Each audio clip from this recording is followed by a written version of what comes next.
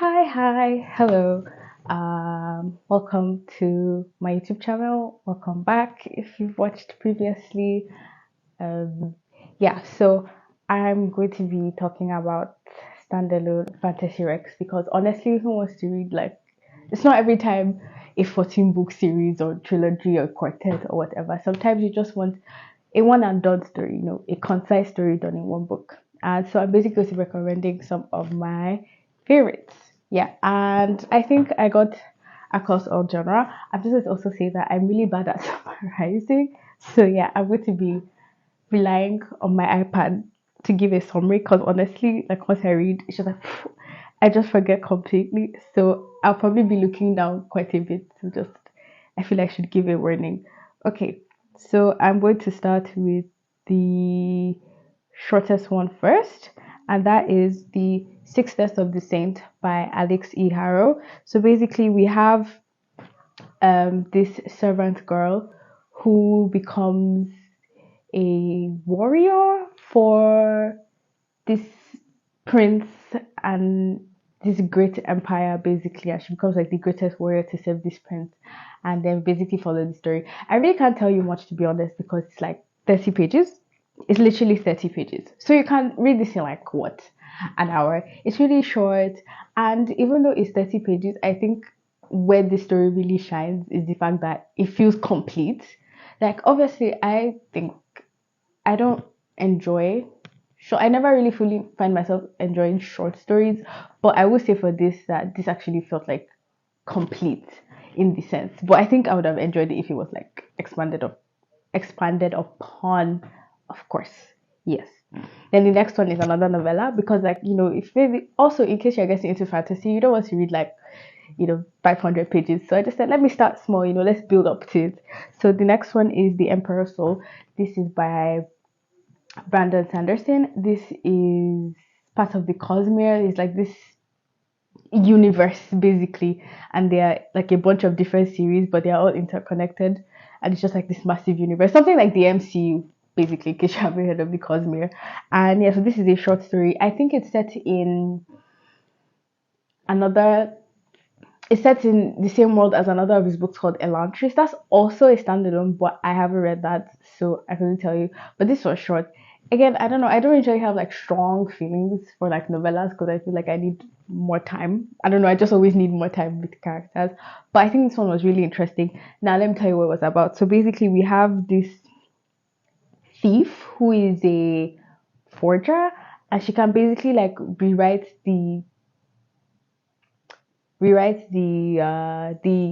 history of an object to make it into something else, and it's called like stamping. Yeah, so she can basically like copy. She can change something into something else. So she's like, yeah, a forger. Anyway, basically, she she's caught because she's trying to steal something. She's caught while trying to steal something, and then she's basically recruited to make a new soul, like a stamp that kind of has the emperor's soul. I'm really struggling here. I can't really explain the magic to be honest, but it was like really intriguing basically.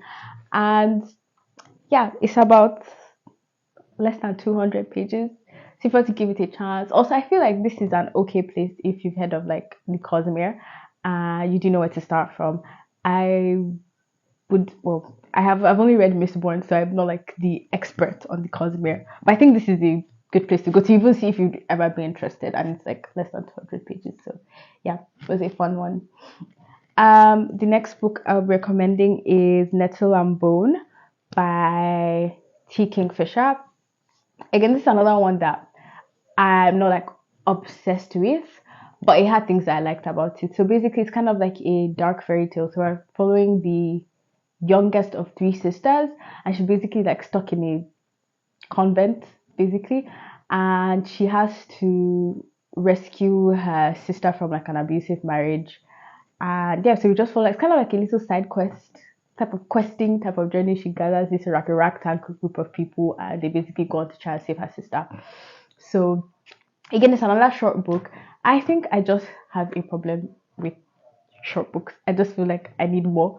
I think because this was yeah, because it even had like wit, and I felt like there were times I like would smile, like you could tell that the author has like a good sense of humor. It's very witty. So like I'll smile, but at the end of the when I finish reading it, honestly, I think I'm like a vibes person. I need to feel something like a strong sense of emotion. I didn't really feel that, but I don't think it's necessarily the book's fault. I think it's a me thing because this is like a very well beloved book. So I don't know if it's the book or if it's me, but I would highly recommend. I found it like really witty, and even though I didn't have like super strong emotions, I think it's like a nice dark fairy tale, and I think you would enjoy it. Yeah, like less than 300 pages. Again, just give it a chance. Especially if you're trying to get into fantasy. I feel like these first few ones, I recommended them because you know you don't want to necessarily commit and just like something that would take too much of your time, and so you can really like just get your foot into fantasy. So yes, the next one I'll be recommending is Piranesi by Susanna Clark. This I actually just read it recently. How can I describe this? So basically, we're following this character called Piranesi. Oh, wait, I should show you. I do have. Wait, give me a second. My bad. Anyway, this is Piranesi by Susanna Clark. Basically, following this character called Piranesi, and he lives in this strange house. I will basically follow him. I will try to figure out, why he's here, and basically, there's a mystery surrounding him. Yeah, I really like this. This is a really weird book. Yeah, I would call it like super weird or anything, but it was definitely took a bit of getting used. I remember like the first 10 pages, I was just like, what are we doing here? But then I feel like the strength of this book honestly is Piranesi because he was just such an easy character to root for. It's just so like naive and good, and yeah, anyway. So I really enjoyed it. I think I knocked this out in about a day because I really wanted to find out like what was happening here. So yeah, I would highly recommend. Yes, Piranesi by Susanna Clark. Mm, the next I want to recommend is Circe by Madeleine Miller. I also know she has the Song of Achilles, but I haven't read that one. But I really, really enjoyed Circe. I think I read Circe before I really like became a bookish person or like really like watched a lot of booktube content and like reviews and things like that. But I remember reading it and I was just like, oh my god, the writing in this is stunning. It was like so lyrical, and I don't think it ever becomes like proper prose. I don't think she has like a magnificent way of writing. It felt like music somewhat. I know. It's just like it was really good. It's another one I also read in a day. So it's basically a retelling of the myth of Circe. Greek mythology. I think she's like a witch. She basically turns men into pigs, stuck on an island, but she like adds so much to the character, and yeah, it's like stunning writing. It was amazing. It was, you should read it. Just amazing. I haven't read the Song of Achilles, but a lot of people like it, so I think, yeah, give it a shot. Yeah. The next book I will be recommending is. Sorry, I keep looking here. I made my list over here. The next one I'll be recommending is Sorcery of Thorns by Margaret Rogerson. I cannot begin to tell you how much I love this book because I read it after I was like in a slump, kind of, because I read a couple of books I didn't really enjoy. And so I was just feeling very meh. I was like, ugh. And I feel like this reminded me why I love to read. I was obsessed. I could not put it down. I could not put it down. So basically, we're following Elizabeth, who has grown up with. Let me confirm. Again, I'm talking about how much I love it, and I'm not even sure about the character names. Anyway, yes, Elizabeth. So she's basically raised in like a library, and in this world, um, books they're called grimoires, and they're basically like alive. Yeah, wait, let me confirm that. Yeah, and so basically, these grimoires can turn into like monsters. Basically, there's like a kind of a conspiracy. A grimoire is released, and then Elizabeth is kind of like blamed, and then so she has to basically like prove her innocence and all that. And we follow her. There's like a little romance as well. Oh my god, what is the character Silas? I read it for Silas. I loved him so much. Loved him so much. Anyway, in this world, sorcerers are kind of like maligned. People don't really like sorcerers, and so yeah, and just following Elizabeth, and I liked how. Oh my god, I wanted to say how she basically comes to terms with like her prejudice because she's raised all her life that sorcerers are not like good, but she has to like confront that and deal with that. Yeah, I really like Sorcery of Thorns. Also, I know Margaret Rogerson has An Enchantment of Ravens and Vespertine. I think they all like differ, but I enjoyed Sorcery of Thorns so much, so I definitely want to give those a try. So I'm just going to like throw them out there if you want to check them out as well. Just giving you options, variety. Um, Next one I'll be recommending is The Beautiful Ones by Sylvia Moredo Garcia. I also, now that I'm saying that, I also think of Mexican Gothic, but I mean, it's not really fantasy though, is it? I wouldn't class it as that. You know what? I'm just going to stick with The Beautiful Ones. This is kind of like basically like a novel of manners. Okay, so let me describe it. We're basically in like kind of like, is it like France? It was giving me vibes of France. I'm so bad at describing y'all. Anyway, point is, so we have Nina, and she's basically supposed to like come out into society. That kind of like, I don't say Regency era. I don't really know the eras, but that kind of setting, something, yeah. And she's basically supposed to come out, but then she has like telekinesis, so that makes her like a bit odd, and she basically doesn't fit in. And then there's this like traveling magician Hector, who also has the same powers, and so basically, like a sort of friendship, sort of relationship starts to develop. But then Hector knows someone in Nina's family, basically, and there's a bit of like a complex relationship. Yeah, he's an entertainer, not a magician. I'm so sorry.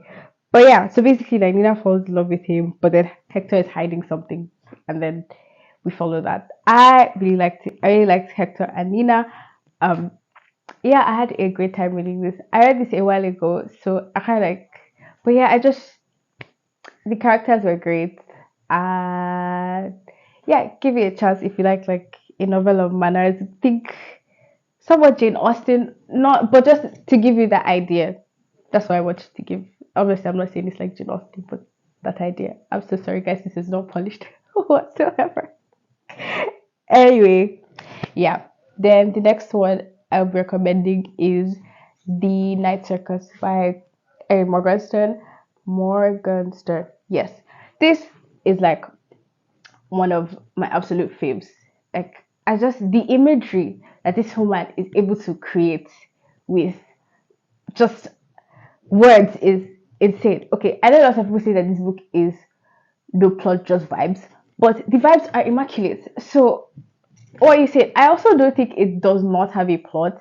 How shall I describe this to you? So basically, we have these two rivaling magicians, and they basically have proteges, and then these proteges also go on to basically be in a competition, and the competition occurs in the circus, and this is a competition to the death.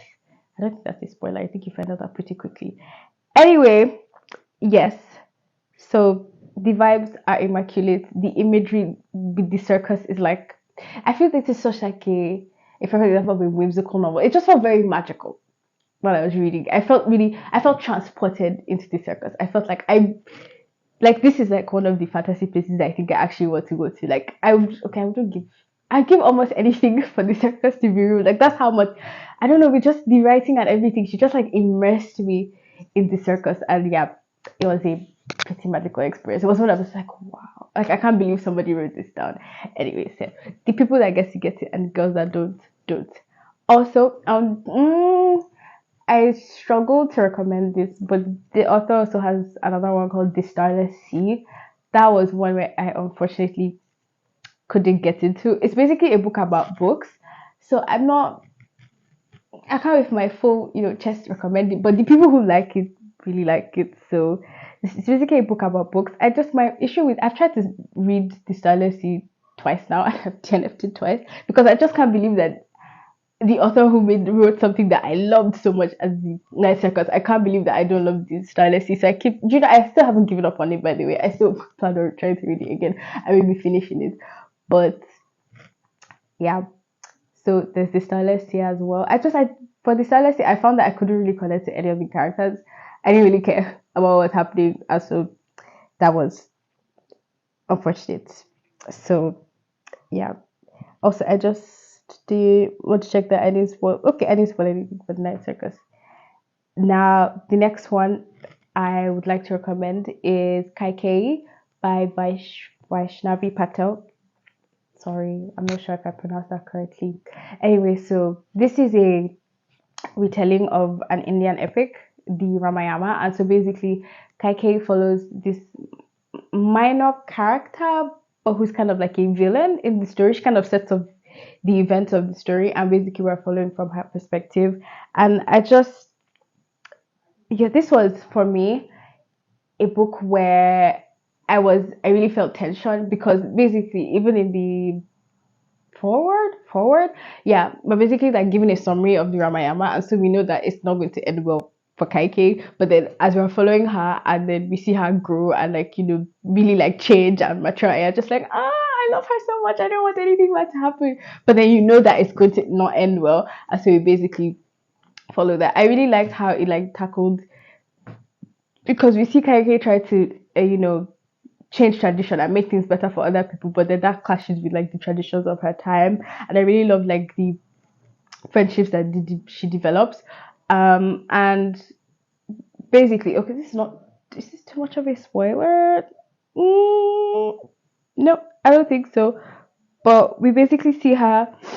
So she basically has like this kind of power where she can see her connections with people and see connections between other people, and she can like strengthen them or break them. And we just see how she navigates all that. I just think that she was like a really amazing character to root for and to read, and it was like, and also I learned so much about Indian mythology as well, and I was able to like flex on my friends who were Indian, and we had a whole discussion about it.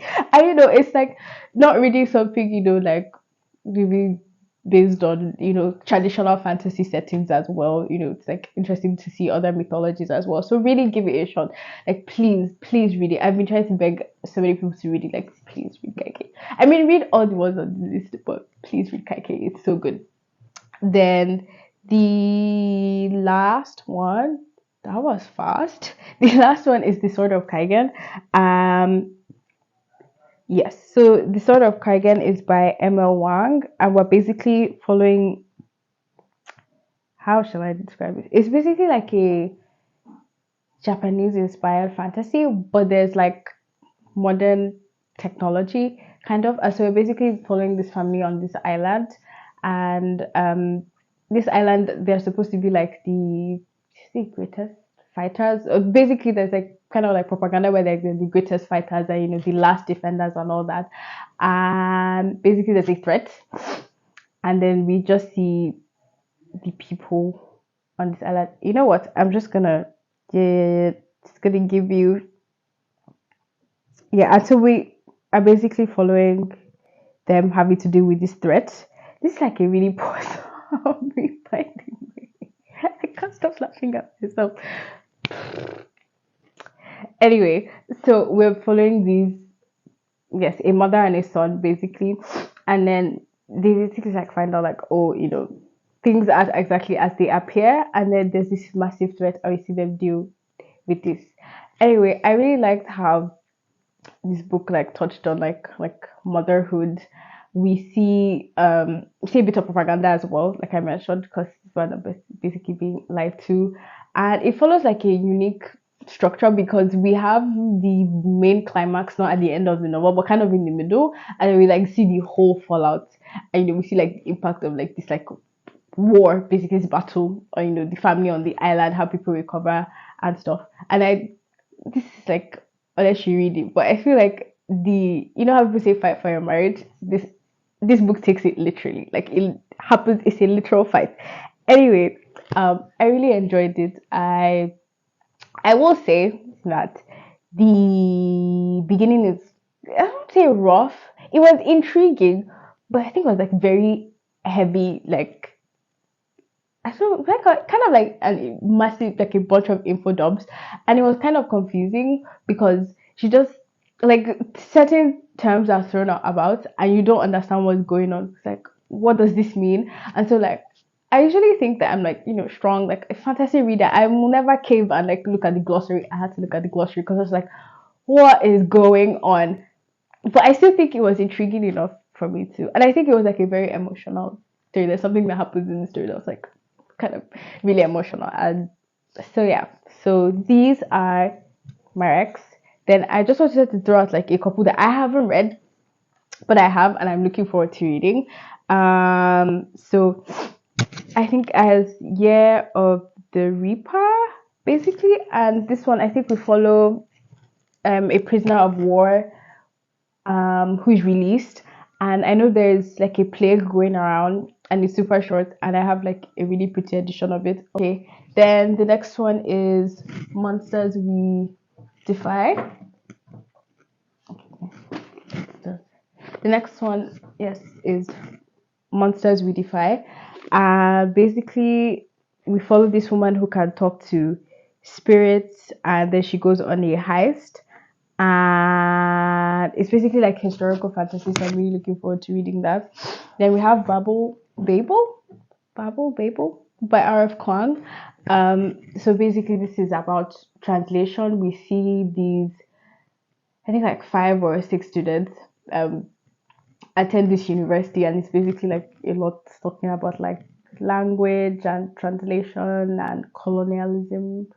And yeah, I read The Poppy War by Eric Kwok, and I really enjoyed it. I am a fan running defender. She did nothing wrong in my eyes. So yeah, I look forward to reading Bible by Eric Kwok. I also wanted to read Warbreaker by Brandon Sanderson. I read Mistborn, the Mistborn trilogy, and I really enjoyed it. So I look forward to going back, dipping my toes into the Cosmere again. All I know is we are following these 2 sisters. I think one is engaged to a god, I believe, and how their sister is trying to like rescue her from it. That's all I remember. That's all I know. And also Uprooted and Spinning Silver by Naomi. No, okay, I think I have Spinning Silver here because that's actually on my TBR for this month. So yeah, all I know is I think this is one is a Rumpelstiltskin. Why did my brain freeze? Rumpelstiltskin retelling. Yes. And what's Uprooted about? All I know is I think it's like there's an enchanted forest, and yeah, where's Uprooted is right here. I don't want to bring it up because it's too much work. But oh no, there. I think there's an enchanted forest, and there's this like wizard magician who has to take girls every year for some reason, and then he protects them. Yeah, that is it for all the fantasy books I want to recommend. I look forward to reading more. I look forward to doing this again. I have a new Rex. Thank you for watching. I hope this was somewhat entertaining with all my fumbling, and I hope you like, maybe subscribe, maybe share if you'd like to. Thank you very much, and I hope you have a great reading week. Okay, bye.